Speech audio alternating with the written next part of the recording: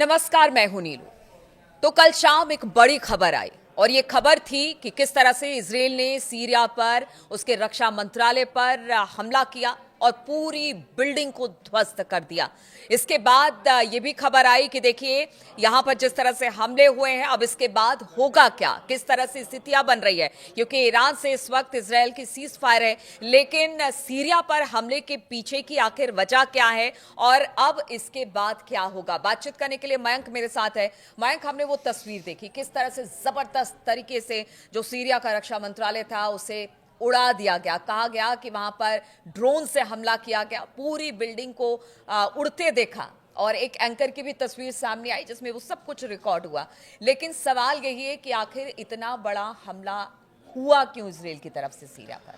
देखिए, इसकी शुरुआत आपके सवाल का जवाब करें, लेकिन एक शुरुआत और दूसरी की, ये जो सीरिया पे अटैक हुआ है इजराइल का, इसके फौरन बाद हूती की तरफ से भी अटैक कर दिया गया है इजराइल के ऊपर। और जैसा हूतीज ने दावा किया है कि उनकी तरफ से मिसाइल्स फायर की गई हैं और 5 से 6 ड्रोन्स फायर किए गए हैं जो 3 ठिकानों पर इजराइल पर गिरे हैं, ऐसा हूतीज का दावा है।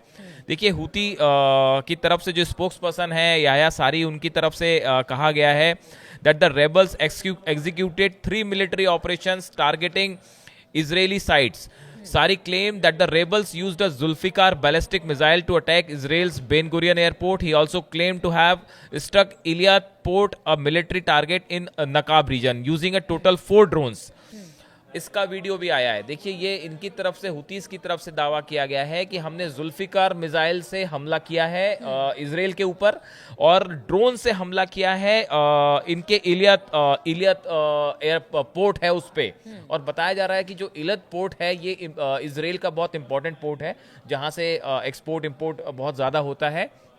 और ऐसी जानकारी आ रही है कि ये पोर्ट जो है वो पिछले कुछ समय में लगातार हुतीज के हमले के चलते अब एक प्रकार से अनफंक्शनल, नॉन फंक्शनल स्टेज पे पहुंच गया है। वहां से व्यापारी बंद हो गया है और ये कहा जा रहा है कि जो पोर्ट है वो अब बंद होने की कगार पर पहुंच गया है। और ये सबसे ज्यादा जो अटैक होते हैं वो तो एक तो बेन गुरियन एयरपोर्ट पर होता है और दूसरा जो सबसे ज्यादा अटैक हुतीज की तरफ से हो रहा है वो इस इलत पोर्ट जो है यहाँ पे हो रहा है। तो ये दावा बड़ा हुतीज की तरफ से किया गया है कि हमने मिसाइल से इजराइल को निशाना बनाया। इसके कई सारे वीडियोस भी सोशल मीडिया पे आ रहे हैं जिसमें सीरिया के अटैक के बाद हुआ है, ऐसा दावा हुतीज की तरफ से किया जा रहा है। अब देखिए, ये जो इसकी तस्वीरें भी कई सोशल मीडिया पे हैं जो मैंने देखी, उसमें कई ये भी देखा कि कई जगह मिसाइल इंटरसेप्ट भी हुई है। हाँ। और एक दावा ये भी हो रहा है कि हुती की मिसाइल का गिरते हुए भी वीडियो सामने आया है। सोशल मीडिया पे इस तरह के भी वीडियो हैं। अब उसकी सच्चाई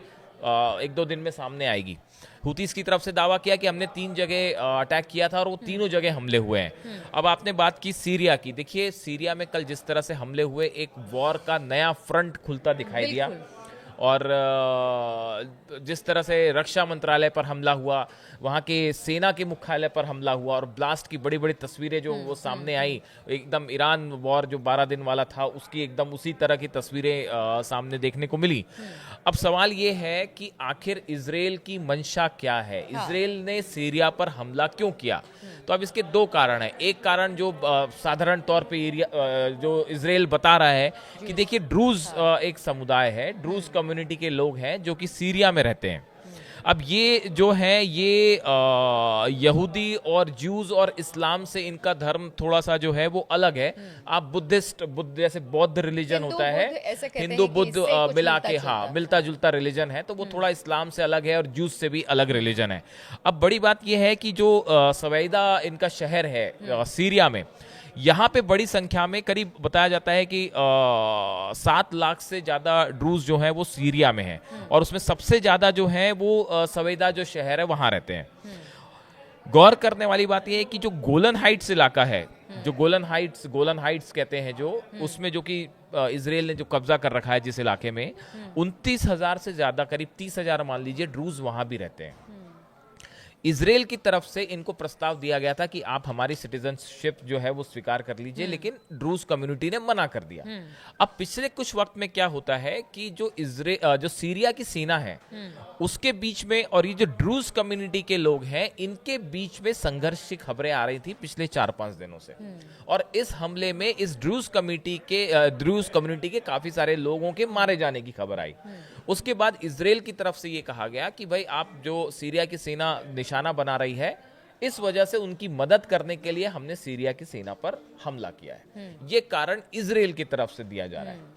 लेकिन इसके पीछे की जो हकीकत है, जो एक्सपर्ट्स बता के मान के चल रहे हैं, देखिए गजा से फोर्सेस हटाई गई हैं बॉर्डर से और सीरिया की तरफ भेजी गई हैं। पहली बात तो ये मानना जो एक्सपर्ट्स बता रहे हैं कि ये कतई नहीं माना जा सकता। कुछ एक्सपर्ट्स का कहना, मैं रिपीट कर रहा हूं, कि अमेरिका की जानकारी के बिना इजराइल ने हमला कर दिया, ये बात अब किसी को डाइजेस्ट नहीं होती है। डोनाल्ड ट्रंप ने हमले के बाद कहा कि ये शायद कहीं कोई गलती थी, इजराइल को कहा कि ये ठीक नहीं हुआ सीरिया पर हमला, इस तरह का बयान भी ट्रंप का आया। ट्रंप का ऐसा बयान है, लेकिन एक्सपर्ट से मान के चलते हैं कि इजराइल की तरफ से कोई भी कार्रवाई होती है उसकी जानकारी पहले अमेरिका को जरूर दे दी जाती है। पर जिस तरह से वहां पर, क्योंकि अल्पसंख्यक समुदाय है, उस पर जिस तरह से लगातार सीरिया में पिछले कुछ दिनों में हमले भी हुए, कुछ उनके साथ कहा गया नाइंसाफी की खबरें भी सामने आई, उसको लेकर भी अमेरिका ने निंदा की थी पहले। अब देखिए असल में मिडिल ईस्ट में हो क्या रहा है, आप इस बात को समझिए कि ये सीरिया पर हमला क्यों करना पड़ा या स्थिति क्या है। ईरान के साथ जो इजराइल और अमेरिका करना चाह रहे थे वो हो नहीं पाया। जो इनका एक बड़ा प्लान था कि भाई ईरान को हम सरेंडर करवा देंगे, ईरान का न्यूक्लियर प्रोग्राम रुकवा देंगे, ईरान को हरा देंगे, या ईरान पर और सैंक्शंस लगा देंगे, या ईरान जो है वो हमारे हिसाब से डील साइन कर लेगा, ईरान का मिलिट्री पावर रुक जाएगा, कुछ नहीं हो पाया। ईरान का जो मिसाइल प्रोग्राम है हम उसको रोक देंगे। आप देखिए कुछ भी नहीं हो पाया, बल्कि स्थिति ये हो गई है कि ईरान अब और एग्रेसिव हो गया है, तेजी से और मिलिट्री ज्यादा स्ट्रांग हो रहा है। तो ईरान का प्रोजेक्ट को लेकर जो मिशन था अमेरिका और इजराइल का, ये मिशन फेल होना मिडिल ईस्ट में अमेरिका और इजराइल के प्रभाव को एक बड़ा झटका है। आप देखिए चाइना के 40 फाइटर जेट्स ईरान पहुंच गए हैं, उसका कंफर्मेशन भी आ गया है। हमने बताया था सबसे पहले कि चाइना जो है वो अपने J-10 40 जेट्स देने जा रहा है। क्या अगर ईरान को सही तरीके से टारगेट नहीं कर पाए, कोशिश तो बहुत की लेकिन वहां कुछ हो नहीं पाया, तो क्या मिडिल ईस्ट में रूस ये पे पूरा दबाव, एरिया नहीं, रूस पे तो दबाव उस पे बात करेंगे, लेकिन पूरा एरिया कहीं ना कहीं अशांत रहे? क्या एक जगह छोड़ा तो दूसरे को टारगेट किया? क्या इसी मंशा के साथ मामला आगे बढ़ रहा है कि मिडिल ईस्ट पे कंट्रोल कौन चाहता है। देखिए कहानी असल में मिडिल ईस्ट के कंट्रोल की है। ये बात ईरान की नहीं है, ये बात गजा की नहीं है, ये बात रूस की नहीं है, सीरिया की नहीं है, लेबनान की नहीं है। मंशा बड़ी साफ है कि मिडिल ईस्ट का किंग कौन, और मिडिल ईस्ट का किंग ईरान को निशाना बनाना चाहते थे। ईरान जो है और बड़ा किंग बन के उभर के सामने आ गया। खामेनेई साहब को ये डिथ्रोन करना चाह रहे थे, वो और मजबूत हो गए। तो अब देखिए जो बड़ा मिशन था मिडिल ईस्ट में वो फेल होता दिखाई दे रहा है। अब आप ये भी देखिए कि रूस और अमेरिका के बीच में मामला बिगड़ता जा रहा है। बिल्कुल, बहुत बुरे टेंशन बढ़ती जा रही है और नेटो वर्सेस रशिया होता दिखाई दे रहा है। कहा ये जा रहा है कि अमेरिका ने यूक्रेन को भारी तादाद में हथियार दिए। अब ये जो सीरिया पे हमले हुए हैं, जो हथियारों का इस्तेमाल इजराइल कर रहा है, वो ईरान युद्ध में तो आपका डिफेंस सिस्टम कोलैप्स कर गया था इजराइल का, मिसाइल्स खत्म हो गई थी। तो ये नई मिसाइल अमेरिका ही से तो आई है जिससे आप सीरिया पे हमले कर रहे हैं। तो CIA को क्या ये पता नहीं कि इजराइल क्या कर रहा है? ये बात बड़ी अजीब सी है। इसको पता नहीं आप लोग कैसे देखते हैं।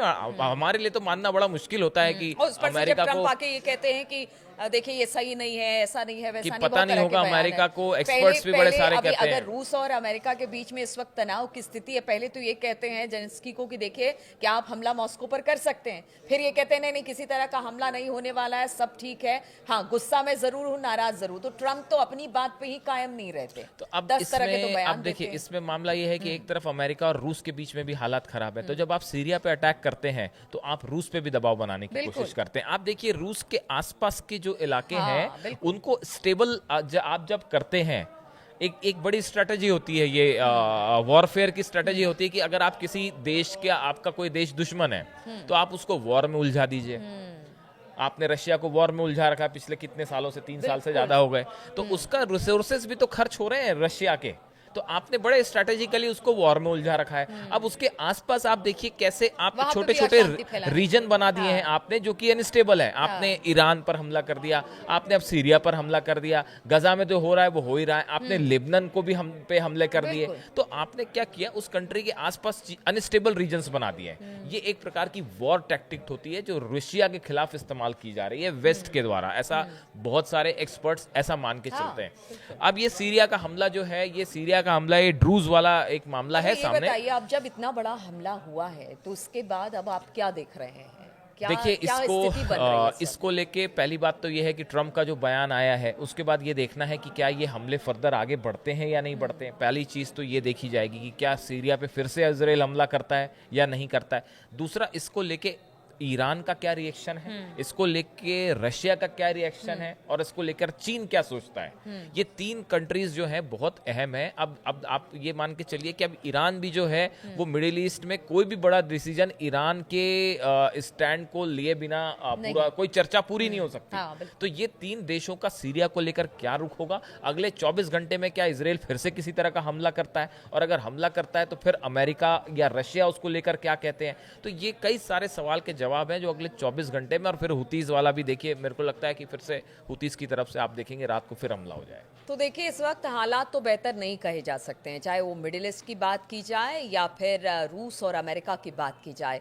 हर जगह तनाव, टेंशन की स्थिति बनी हुई है और इसी बीच सीरिया में हमला होना एक बड़े युद्ध को आगे बढ़ाने का संकेत माना जा रहा है। अब इस पर आगे क्या होता है, किस तरह से अपडेट सामने आती है, वो हम जरूर आपसे साझा करेंगे। फिलहाल इस चर्चा में शामिल होने के लिए आप सभी का बहुत बहुत शुक्रिया।